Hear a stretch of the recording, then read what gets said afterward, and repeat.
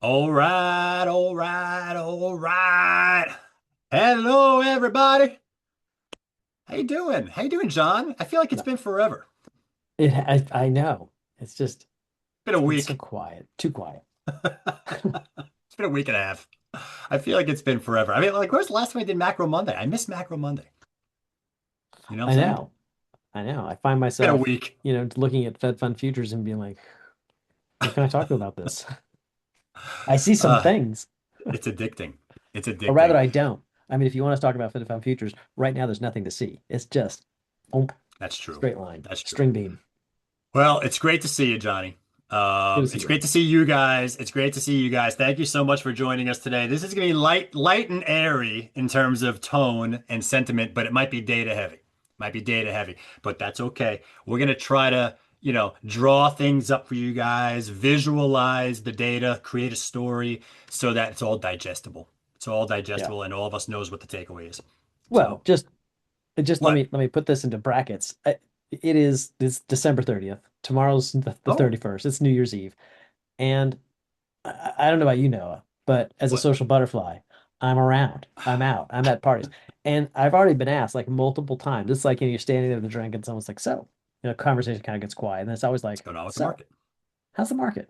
And it's like, if you don't have an answer for that in the back of your pocket, you kind of got to have an answer for It's that a in the good back of your point. pocket. I'll just say that. So hopefully Yeah. we'll give you some ammunition to basically have an answer for that in the back of your pocket at all times. Yeah. This we should retitle this like New Year's Eve party prep kind of thing, you know? Wait, and housekeeping. Apparently, there's an echo when we talk. Who do we know who the echo is? Is it me, you, me, you? Uh-oh. Hold on, let me check my audio. Um, I don't know what's going on. I didn't change anything. Is it me? I don't hear an echo, so it's hard for me to. Hmm. Okay, so I gotta do not hear an echo, so it might be local, Lisa. Could be See if local. there's Could be something local. local going on there. Otherwise we will continue. No echo, no But echo, no echo. But that's good to hear. that brings me back to one more point. Please, let's use the chat. So we have two things. There's the Q&A and the chat. I think the Q&A only gets seen by us for some reason. Chat, everybody sees it. So if you want to have a conversation, I highly recommend doing it in the chat. There can be like conversations going. We'll be checking that to kind of answer questions as we go, but feel free to use the Q&A as well. I just feel like chat's easier because Okay. everybody can see Q&A it. bad, chat good. All right, so No, they're let's all let's good. chat. They're Let's all good. chat, but it'll There's be easier for us if we just go to variations of chat. good. Come on, man. Don't shame people into using the chat. Damn it, Johnny. All right, let's get Chat started, shame. guys. We're just messing around. Let's get started. This is going to be an annual 2025 year in review. There's going to be a couple of components to this. I hope you guys will put questions. Put your questions in now. I want to have like a review, like where are we now? And then how did 25 stack to all the other years? And then do a Q&A at the end. But I don't have Q&A because I didn't click save on the whole registration, submit a question thing, and I messed that up. So you guys got to submit your questions. Okay. Submit your questions and we'll do a Q&A. I want to start out with Q4 2025, just a simple closed sales data matrix, guys. You're going to probably hear about this in terms of your reports that are coming out soon. Depending on which report you read and what their methodology is and when they stopped collecting data. Some firms stopped collecting data 2 weeks ago to work on the report, right? You could see little different numbers. The general trend should be the same. Okay, so let's go over that really quick so you know what the heck is going on out there. This is all Manhattan, by the way. Okay, I worked hard on this. I couldn't do Brooklyn. There's too much. So this is a Manhattan year-end review. Median sales price Q4 1.150, down 2.5% from last quarter, up 2.7% from last year. Average sales price 2.2. Look at that difference. Look at how median's half, by Well, the there are way. reasons for that, but yes, I mean that's the nature of the metric. But it also speaks to a larger point, which I don't know if you want to talk about that just yet, but it's a deal mix thing. So Yeah, I mean, I think the luxury market's kind of taking right. over a little bit, higher price points. But yeah, we statisticians, economists generally like to look at median, guys. Median price generally versus average. Average more exposed to the outliers. 2.2, we're up 4.7% quarterly, up 1% year over year. Median price per square foot. This is what I rely on for price action. Okay, guys, let me repeat that. This is what I rely on for price action. Someone asks me like, how has the market changed over time? Median price per square foot, even for co-ops, I find median sales price and average sales price just too volatile based on the components of the mix. And median price per square foot, that's unchanged quarterly, down 1% year over year. So I kind of feel like that's where we are right now. Yeah. Okay. Average is echoing that at 1553, down 2%. Okay. Price action. Questions? Concerns? Mm, We'll go through slide by slide and we'll slide questions by and slide. concerns. Okay. Let's hit supply. Let's hit supply. Let's have a general idea what's going on with supply, guys. First, look at the right side of this chart. I mean, let's just get rid of the pandemic. The pandemic never happened. It was just an outlier. It was an abnormality. Imagine the lines just stayed in this channel. We're just going lower and slowly lower and slowly lower. It's just making lower lows and lower highs on the seasonal bumps. Now, try to look. I know it's like choppy, but that's a seasonal market, right? We have a seasonal market, 2 seasons, so it goes up and down, up and down. Try to look at the lines, the trends. Okay, look what I'm doing. Let me go back. Let me go back. I'm gonna do that again. Try to look at it this way. Okay, guys, look, let's start at the left. Start at the left side, 2008, 2009. When supply is rising, that's generally a poorer market, generally, right? So we're going up until about 2011. Once you get to 2011, you're going down big time to 2013. 13, 14, and 15 was like the golden era of Manhattan real estate. 2014 to 2019, we had an uptrend in supply. Okay. Then we go right into that whole rent regulations 2019 and then the pandemic. That whole period was crazy. So I X'd that out. I didn't do a little line there. But since then, that's the downtrend I'm talking about, guys. We've kind of been trending down for the last 3, 4 years. And now we got supply at like 2015 levels. That's how low supply is right now. Yeah. Things that make it go, It's so the analogy I'm making, and I think I'll just say it because it's one of these say things. it. And I think I told these to you earlier. It's an interesting market in this, and I feel like we'll get to the buyers in a second. But on the supply side, the nice thing about this declining volume is it sort of signifies that the people who are in the market typically want to be in the market. You don't have those marginal sellers coming out saying, "All right, I'll take some crazy high price if someone wants to lift my offer. Sure, I'll throw it in there." No, I think most of the people who are on the market right now are actually looking to transact, and that's a good thing. And I think you'll see that as well on the buy side. So we don't have this frothy market where, transaction levels are breaking through roofs. Rather, we have a lower market with lower supply and lower activity, but they tend to meet in the middle because both Yeah. sides are equally motivated. So that's a good thing, I think, right now. This is a stability force. That's what this is. This is a stability. How could you have a market that's crashing when supply is doing this? Doesn't make sense, right? I mean, 3% mortgages, the price action's not going anywhere for 10 years. Like sellers are just choosing not to sell. So that's what's going on in this market. Now let's look at demand. Okay, I'm going to try to quicken this up a little bit because we got a lot of slides going on. Quicken demand, guys. This is a 30-day moving window. Look at where we are right now. Okay, now watch this. Okay. We are in a volume trap, guys. Look, the volume trap era, this whole thing post-pandemic, we've had a couple of ups and downs, but like look at the highlight at the bottom. We've been in this channel for a while, and we poked our head above the neutral thing for a little while there in fall, but it didn't last long, and then we kind of reverted. But we're just same old market for the last couple of years, John. That's what I'm saying. Nothing crazy. That's Spots true. here But and there. whereas I feel like when you look at end of 2022 through basically summer of 2024, we're bumping along the bottom line. And whereas in 2025, we're starting to push up toward the top of the line. So I feel like Right. there's a trend, a rising trend. I'm going to keep my fingers crossed that's hoping for a productive spring season, but we're not there yet. So Yeah, maybe a little bit better than 23 and 24, but not much. That's the yeah. general thesis here, guys. We're still in the trap. This is the listing climate. It's going all the way back to 2008. Again, we're doing this before we do the year in review. This is phase one, okay? Listing climate, guys. As the bars go down, it's more of a challenging listing climate for sellers, a little tough, right, for sellers to move property. As the bars go up, it's easier listing climate. The further above the lines or below the lines will discover the extremes of the situation. For example, 13, 14, and 15. Look how high those are, right? That Yeah. was the golden Well, era. You could overprice and still get action then, yeah, that's you know, exactly right. right? Whereas now, look at the pandemic, look at the great financial crisis, and like for the last I don't know, 3, 4 years, we spent a lot of time near that challenging level and we're right back down to that challenging level now. Okay. Now look at Right. this. Look at this. Look what we overlaid, guys. It's been era after era after era. Let's start from the left.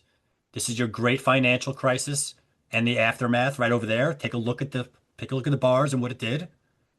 This is the golden years from, late 12, 13, 14, 15 of Manhattan real estate. Look at those bars. Okay. What? Go ahead, John. I've got something to say. Yeah, go ahead. I was gonna say it. So I can't. I don't know how you show your little cursor. That's pretty cool.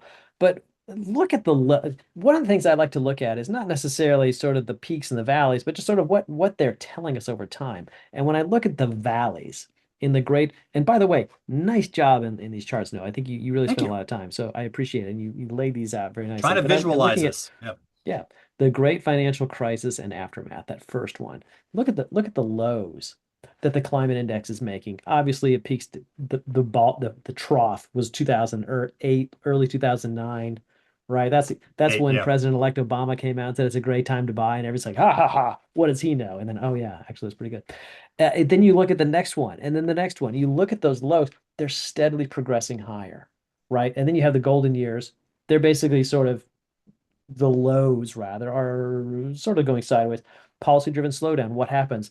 The market's getting worse and worse. So you still have Yep. the spring seasonality, the fall seasonality pushing things higher, but when it's quiet, it gets really quiet and really awful for sellers, and it gets worse and worse and worse. And when I look now, the volume trap era, which is aptly named, you can see that they're steadily getting better. And I think that's Yeah. Right one of there. the reasons Yeah. why I'm keeping my fingers crossed for the spring season because we have a lot of headwinds behind us. We had the mayoral election.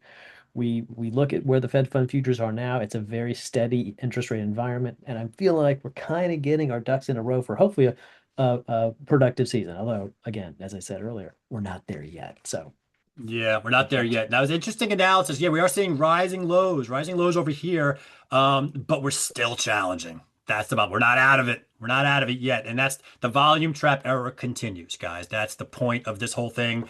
It's the era that we're in post-pandemic recovery. And the whole point of all this is to give you a good idea of where we are and what we've been through, right? This should be a natural subconscious thing. So when you're out at those parties with a drink, you're just spewing good stuff. Okay. Well, I don't hopefully know not if that's the right, spewing, well, that's but not the right word. yes, no, it is a um, word. It might not be the right word. Reciting, That's right. presenting, whatever. It's coming out of you in a good way. We got 146 people on. Thank you. What an awesome turnout for today. That's great. Yeah. All right, guys, the show must go on. Manhattan market pulse, buyers market, sellers market, neutral market. We like to contextualize data here at Urban Digs. It's not about the numbers, it's about the story and the words and what are they telling us. Um, this paints a really interesting picture. It echoes what we just looked at with the listing climate. You could see the extremes, but it also kind of shows you what John mentioned before. And it's what I want to point out to you right now. The last 3, 4 years, you could see that we're in this channel. We're in this neutral channel. I don't know why I do that, but we're kind of at the top end of it. Yeah, we're a little better than wherever we were in 23 and 24. Yes. Yeah. Are we great? No, but we're just stuck in this neutral area. No, but what does it tell you was interesting? And I've had this conversation with sellers right after we got out of the pandemic, and I had the opposite conversations with sellers post in like 2018, 19. And the difference in between 16 and 19 is if you're overpriced and you're on the market is just slowly drifting away from you. It's like continental drift, but it's just like the longer you're on the market, the deeper your discounts are going to go. Whereas if Well, you look back, what's here's that? 16. Here's 16 right over here. And here's Yeah. 19. Yeah. Look at where it And it's is. but if you look now, like we're sort of trending up, it's almost like it's not Go back. quite in view yet, but it's almost like the market's kind of coming to sellers very, very slowly. So they're starting to gain a little bit of leverage. It is very slow going. And I think this goes back to the earlier conversation we had about where volume is and where inventory is and how everything's just sort of like, and I've made this analogy before, it's like making jam. You add the fruit, you add the sugar, and just let it cook until you get all the way down to the bottom. And the only thing left is like the sweetness, right? The people who actually want to do the deals are left in the market. So hopefully we have a little bit of a marmalade of a market here. Gotta love Chinese analogies here. Yeah. There are Sometimes I don't even know where marmalades. they're going. That's the best part. I just You just start eat it. and You see just where it eat it goes. at that point. Just Yeah, I down don't it. know. I think this is an inventory-driven rise in market pulse, okay? But market pulse could go up for two reasons. It can go up because supply is going down. It's one thing that pushes this up. It could also go up because demand is going up. And when I look at the two, supply is going down. They're both going down. They're both going, supply and demand are going down, but supply is going down faster than demand, which is an upwards pressure push on this. So I kind of look at this, you can't misinterpret it like, oh my God, it's going up. I'm going to get a lot of deals here. No, because you know what? The listing climate is still challenging. And that's kind of another one of my clues to the puzzle that I think it's more supply driven than demand driven. But very good point as well on this whole thing. Final concerns, thoughts, chats? No, someone likes my marmalade metaphors. I feel vindicated. I feel like my work here is done. Happy New Year. Drive safe, That's it. everybody. Go out on a high note, George That's Costanza right. style. If you want to look at the 2025 market pulse, guys, that's the market pulse for 2025. I'll try to highlight these. We're right in the middle, kind of a thing. Yeah, we're a little higher, but we're right in that neutral zone. Look at 2015. All right, let's go year by year really quick. Look at 2015. Above the zero line is getting stronger for sellers, right? Below the zero line is getting stronger for buyers. Think about it that way. Zero's neutral, right? Sellers up here, buyers down here. So 2015 was good, right? So it's above. Here's 2016 starting to go down. 2017 going down again. 2018 going down a little more. 2019 going down more. 2020 was the bottom with the pandemic. 21, we had a pop right back up. And there's your 22, 23, 24, and then ultimately 25. It just shows you like the flow of what this thing has done. It's another way of looking at this. Yeah. Okay. It's another way of looking at it. Okay. I think we got one or two more of these, and then we're going to go into the annual bars. This is really interesting, guys. We talk about it often. It's a weapon that you guys can have. This is showing us two things. Look at the top line for a second, okay? This line right here is telling you all those properties that took more than 4 months, to get a contract signed. What was the listing discount for those sales? You're at 9%, okay? Call that priced wrong because you're on the market for 4 months, as opposed to the bottom line, which is all the sales that have been on the market less than 60 days. Okay, call it priced right. What is that listing discount when they close? 1%. And I outlined these areas to show you that the 60-day priced right is ranging between like 0 and just above 5%. That's your range. But you're at 1% right now. Whereas if you price wrong and you're in this upper bucket here, 9% discounts your median, but the range between the two is like what? 6% all the way up to like 16.5% or something. Right. Big range. So just be careful about pricing wrong. Longer time on market, more negotiations and price cuts. Yeah, so median is like half above, half below. So if your 9% discount is the median, half or below that, okay, they're probably between, 1 and 9, right? You got 9 points there, and then you got a whole bunch above it. So there's no cap on the way up. And so you have a whole bunch of range there. That's So, right. and this Excellent is, chart. well, Yeah, great question, Mindy. Is this percent of last asking price? No, this is from the original asking original, price. That's how we like to measure. original the whole listing discount, we're at 4.5% listing discount from original ask. It's just this market is noisy. It's got, on one hand you got supply that's like a sell side leverage point because it's going down. Then you got demands going down. That's a buy side leverage point. Then you got listing discount at 4.5%. That's more seller over here. Days on market of 75, 80 days. That's more sell side. It's all these disparate things. Challenging listing climate, that's more for buyers. So it's really confusing, guys. And that's what I'm trying to tell you. It's mixed signals. It's mixed signals. And that's how you tell people at that party what's going on. Say, I'm seeing both sides of the equation. Okay. And hopefully we're clarifying all that for you today. Okay. Any more chats? No. Well, Jared Anton just Oh, we wrote in. love He basically Jared. says this remains a market of multiple markets and the averages are so noisy. Absolutely right. And Totally. we generally don't like talking about market-wide stuff because at the transactional level it is just noise. It's a very hyper level thing. And especially to Jared's point, especially when you look at, we don't have the data for it right now. We didn't have time to do it. But when you look at a borough like Brooklyn, where the activity is just it's I like to call it lily pad, right? So lily pad activity. So it's like you have some activity here, and then it's just nothing, and then activity here. It's very sparse. It's not like one market moving together. It's just you have activity here, you have activity there, and it happens to be it's not price point, it's not location, it's about whether or not that unit is offers value for what it has. And if it does, great, it sees action. If it doesn't, forget about it. A little less so in Manhattan, but it's Hmm. yeah, to that point, averages right now are extremely noisy, and it very much as a multiple market kind of thing, micro markets all the Yeah, way down. every out the building Turtles markets. all the way down, Um, micro lily markets. pad. I was wondering where the lily pad analogy was going to go. You're just going the Yeah. marmalade, the lily pads. I don't know what's going on. All right, you need a couple more days. We'll have Johnny back next week. Um, But thank you, Jared. That's a great point. thank you, Jared. We love Jared Anthony. All right, guys. Let's go to the annual bars. Okay, so now what we're doing now, this is phase two.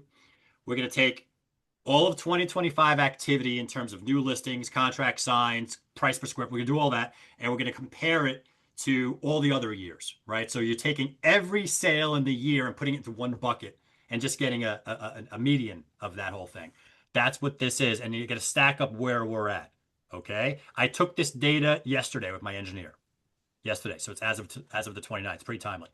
So 2025 saw 16,469 listings. We're kind of right at the upper middle of the band. Definitely more listings in 2024, but that's where we are.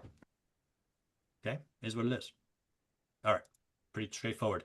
Contract signed. This is the demand, guys. This is what I was trying to tell you guys. We're better than last year, but we're still stuck in this neutral mid-level in terms of annual rankings. This is since 2015, by the way, last 10 years that we're doing this. Look at 2021, by the way.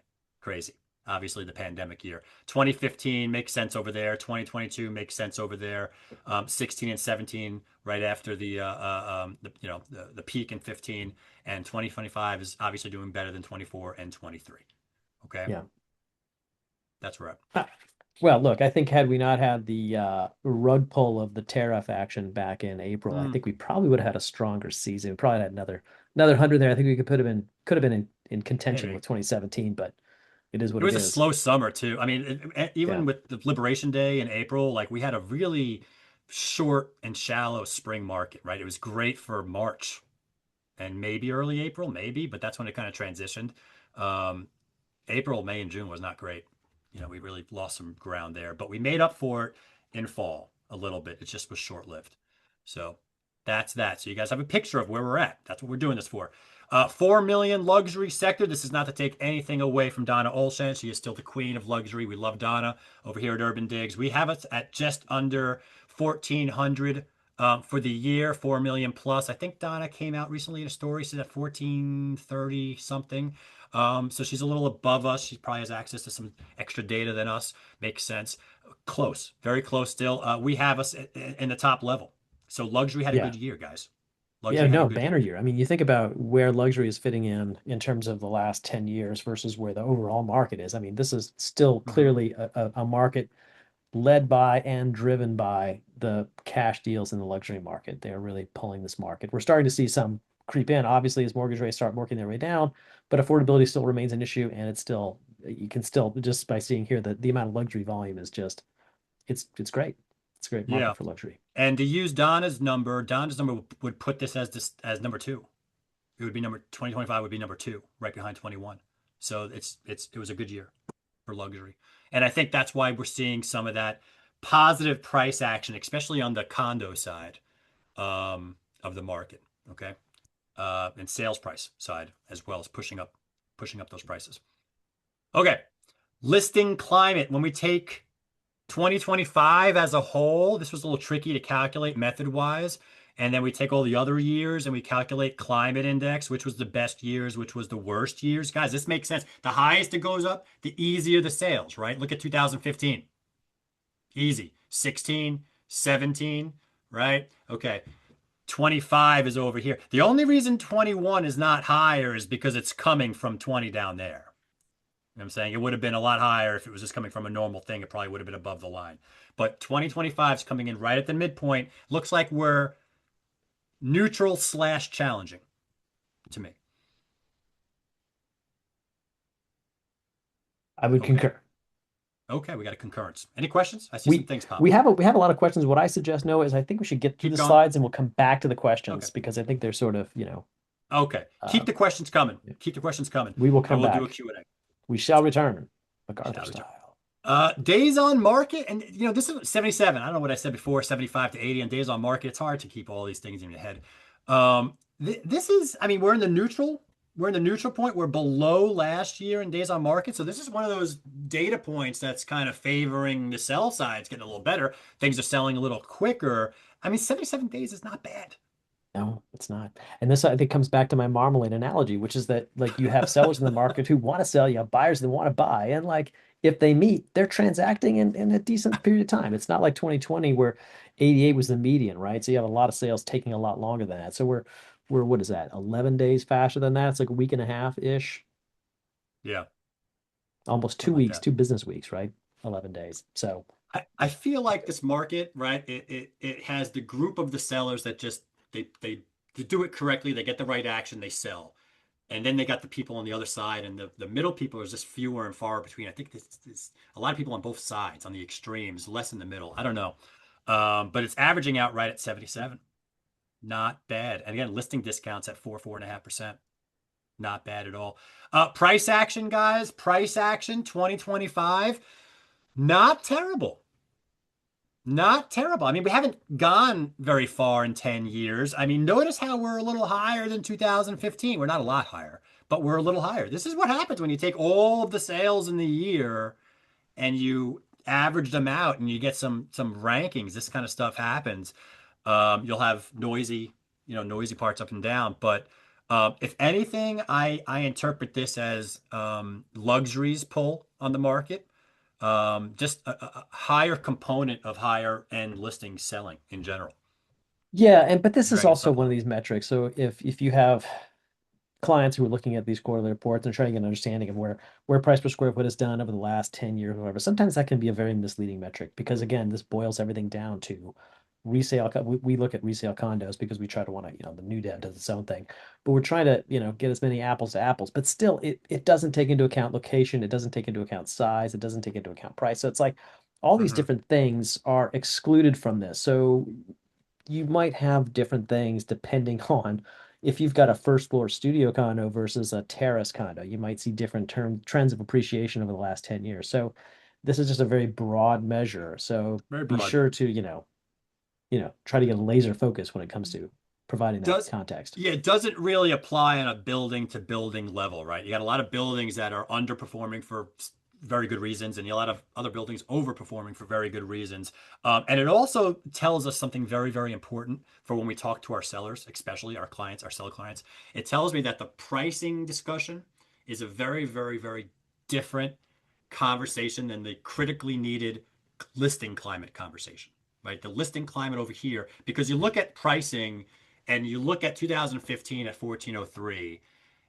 So my guy bought the place. My guy bought his place in 2015. How much has the market moved? And you look at price action and you're like, wait a second, we're up 2% or whatever it is from 2015. But then you go back, sorry for shifting back here, guys. I got to go back to my climate index.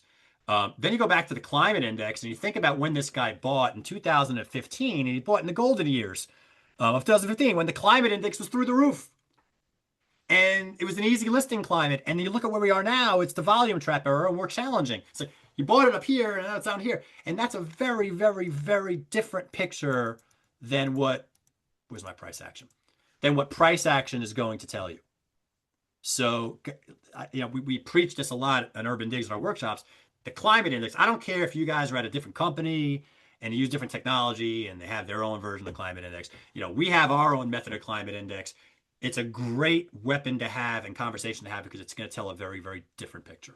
That's all I'm saying. Yeah, and if I could just insert a shameless plug for our Urban Digs Advisor service, this is one of the things that we do is when we do a deep dive on a specific property, we look at two metrics. We look at market sentiment and price, right? These are the two things we look at. And typically market sentiment really revolves around that climate index to your point, oh, which is like, look, the listing climate when you bought in 2015 was fantastic. And you could put it on at $2,000 per square foot, and someone would come in and say, well, that's a little bit much, but would you take this? Like, you'll get negotiation, you'll get people coming to an open house.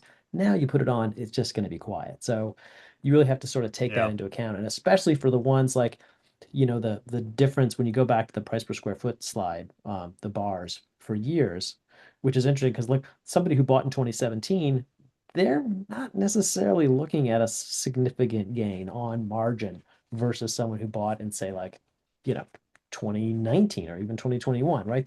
Yeah. The market has moved, so we have different lenses of looking. So we always have to sort of understand the context of each as you're having these discussions. Yeah, I totally agree. And sellers often are in denial, and they don't want to. They're unaware of these things. They're unaware of these things. You show them that prices are a little higher than when they bought. They're going to just go and take that to the moon, right? They don't know that the temperature of the listing environment is so challenging today. You need to tell them. You need to tell them. I think we're winding down here, guys.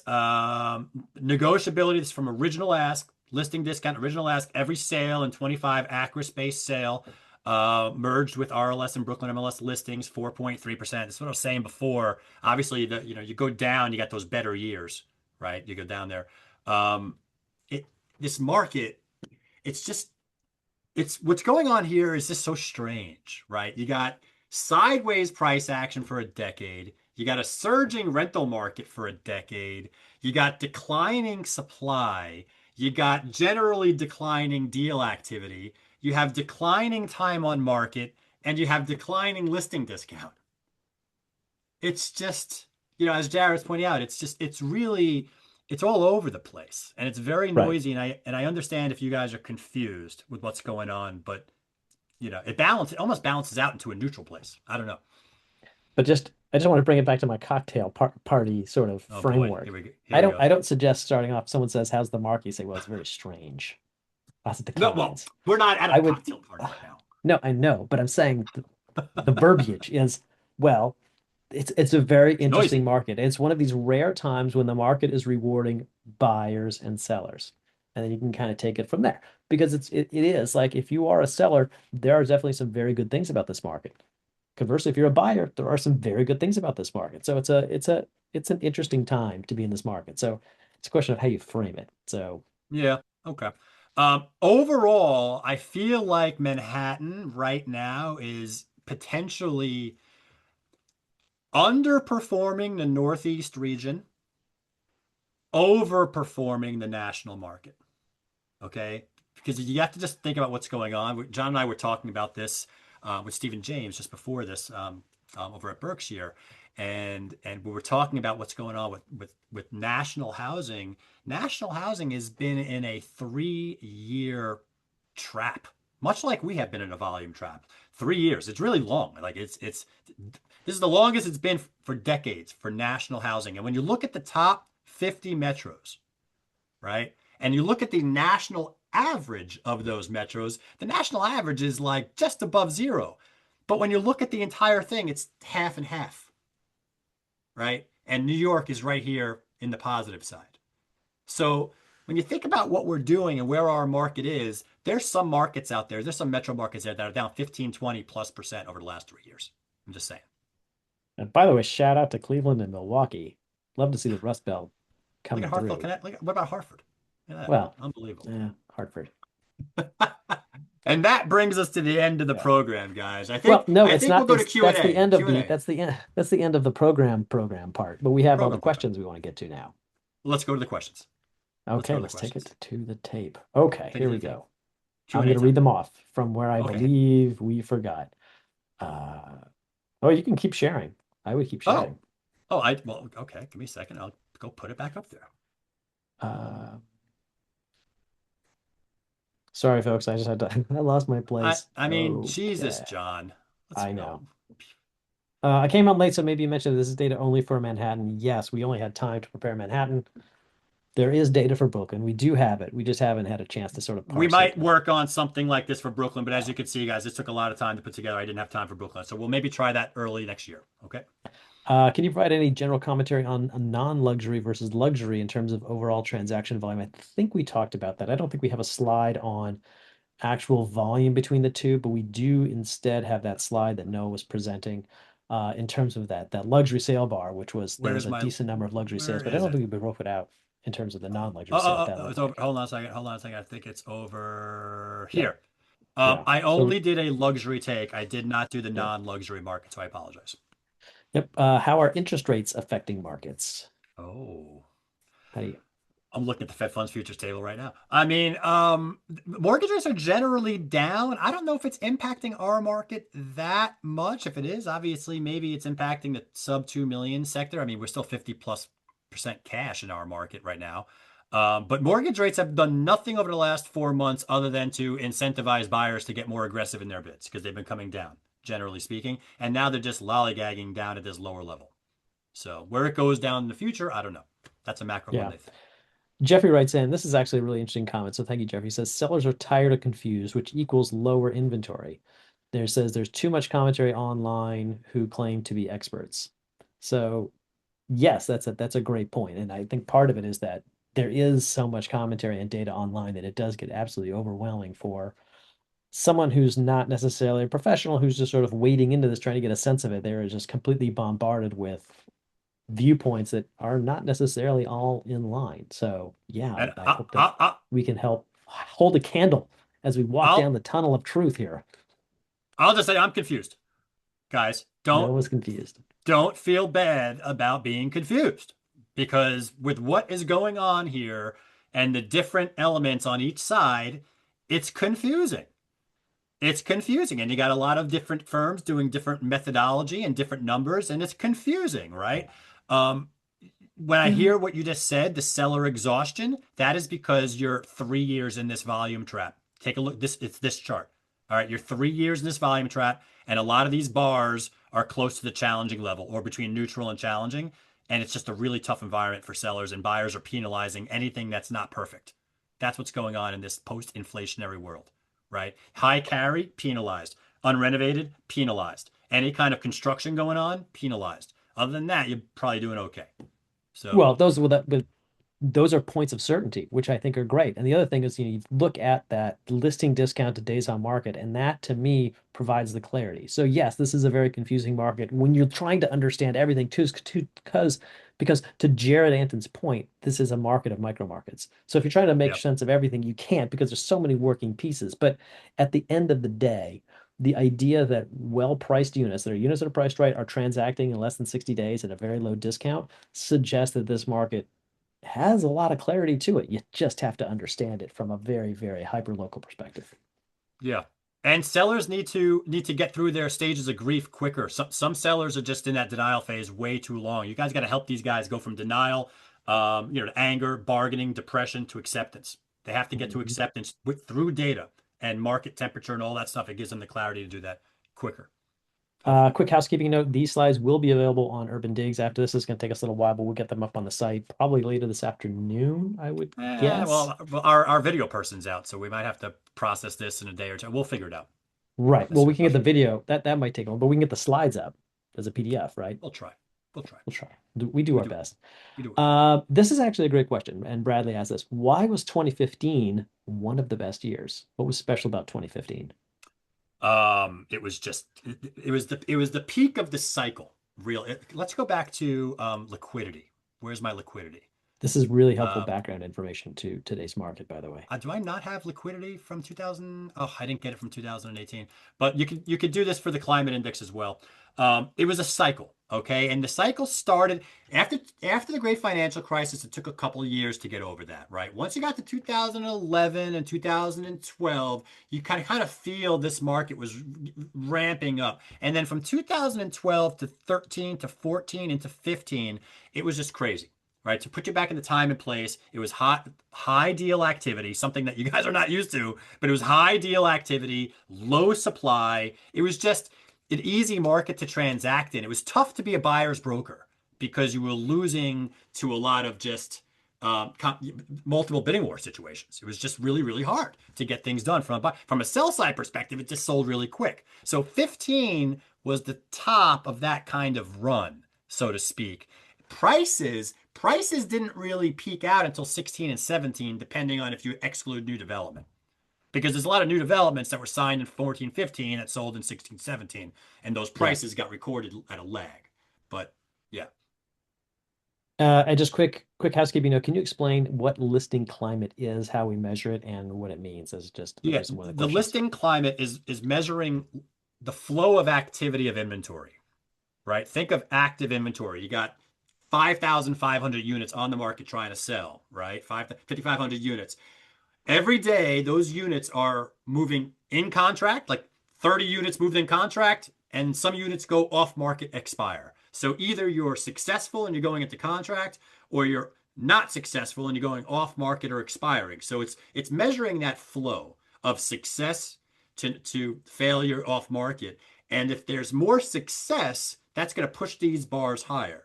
If there's more off market expired, seasonally speaking, that's going to push the bars lower. So from that, we're able to extrapolate a temperature gauge, right? And we looked at the averages and we created these thresholds.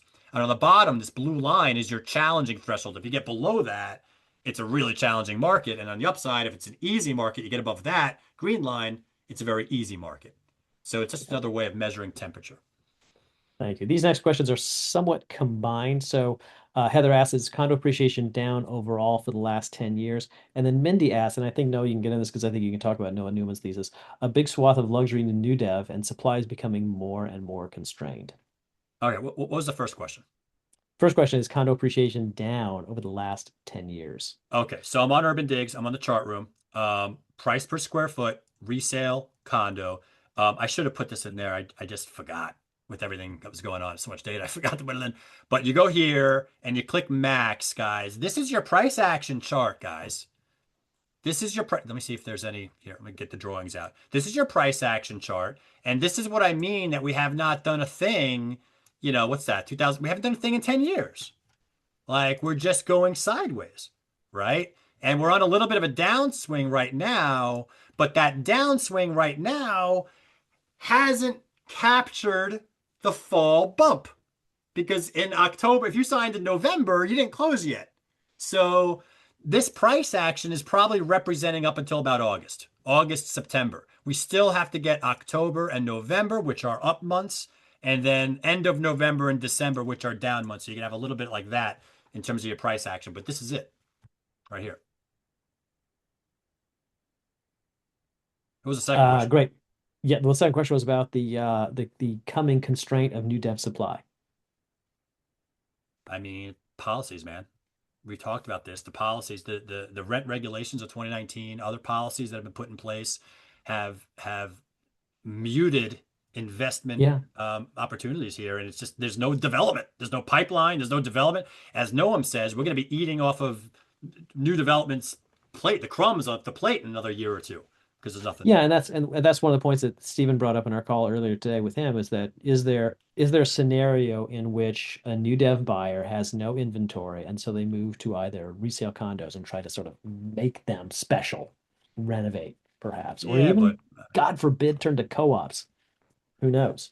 But it might be wait till interesting to watch the see rental how market. what happens to that frustrated demand once it sort of encounters a different market. So let's see how it turns out. I'm Well, keep my they'll fingers they'll be crossed a that there's some fungibility, but there'll be a pent-up demand at some point. Like there's a lot of frustrated buyers now that they'd like to buy, but they can't buy. But when the rental rates, if the rents are here, the own is here. Even with the rental market's huge run and the sales market not doing a damn thing for 10 years, there's still a big gap between what it costs to buy and what it costs to own. And the rental market's going to continue going up with the sales market not doing a goddamn thing until that gap narrows. And when we get to that point, maybe in a couple of years, that's when you're going to see the sales market probably have another cycle. That was the thesis. okay, moving on. Have you considered averaging 2020 COVID year and 2021 recovery year? No, because it would be it would be extra work, and It would be I like to see the be difference two between the two, extremes. frankly. Be two Yeah. extremes, really. Christine mentions we've had political instability for 10 years. I mean, that's mostly true. I mean, I think we have some policies sometimes that just show up in a headline and kind of keep people on their back foot. That's true. It is a barrier to certainty in the market. Nikki, and we always love some Nikki Beauchamp. She writes in Love Nikki. underperforming. I suppose the market underperforming because of the impact of price acceleration during the pandemic, which we did not see. Oh, national price acceleration. Maybe. Yeah, Um, I think so. Yes, Perhaps, the yeah. national housing market is seeing what it's seeing because a lot of those markets that are getting killed right now are the ones that appreciated the most in the pandemic, and that rolled over. That peaked in like 21. That 21, maybe early 22, maybe right when the Fed started hiking rates, that whole thing just rolled over, and it's been rolling over 23, 24, and into 25, and they're getting hit hard. Yeah, I mean, just to boil that down to simplest terms, it was free money. So people borrowed money for free to chase prices up. And then when the punch bowl got removed and money was no longer free, no one was interested in paying high prices. And so the markets that saw those crazy price appreciations are now paying the price as prices sort of, ratchet their way back down to reality. And sellers are always reluctant to be the first one to say, all right, I guess prices have gone down 10%. Here you go. No, they're always going to try to anchor at their highest prices they can get. So sometimes it becomes a long drawn out process. Yeah, and I was just point out, when was the years of the 0%? It was like 2020, 21. What was it? 19, 20, 21, something like this, 20, like yeah, that. into early 2022. And then it was just like once the Fed Okay, started moving up. look at us, guys. Look what Manhattan price action did during 0% rates. If you're not going up in 0% rates, as Noam Newman said on that wonderful interview that's on YouTube in our Urban Digs channel, you can find it. Just do Urban Digs Noam Newman, not Noah, Noam. He said if you're not going up at a 0% environment, that's got to be policies and demographics. And it was both for us. Both. The pandemic was a huge demographic, and then we had our policies. And that's exactly what's going on here. Now we don't have the demographic element. That's reversed itself, but we still have the policies. So until that changes, the city of yes that Jason Haber was talking about, that's a big step. And that could start a change. And if the rent regulations get crawled back just a little bit, as James Nelson was talking about, that commercial broker, just claw it back a little bit, you will see investment rush into this market. These are all things that are possible. See how it plays out. Yeah, and then Nikki follows up just recently. She said, and the media runs with the sky is falling, declining narrative without accounting for that acceleration. And she's absolutely right. It's Fear just that, sells. right, the fear sells. But when it starts turning around, I think I usually don't like to give the New York Post credit for too much, but they have been somewhat of a cheerleader on the commercial side, which has been nice to see. They have been reporting some of the good news. So, but it's rare to see the good news stories reported because oftentimes the good news doesn't turn into like, oh wow, this is awesome. Whereas, report a bit of fear and everyone just starts, clutching their pearls like, oh my God. clicks, So clicks and views is what makes money for press. Clicks that's and right. views, guys. Clicks and views. A couple of viewpoints shared. The first one is by Jared, who basically says buyers are chasing more affordable locations, and that's interesting. And you'd think that would translate to sort of, um, generally speaking, a lift for the borough wide in Brooklyn, but it's not necessarily the case. So it really depends. Um, it's really a question of affordability, and I think that's what someone else writes in. It's like it really comes down to what affordability is and affordable carry.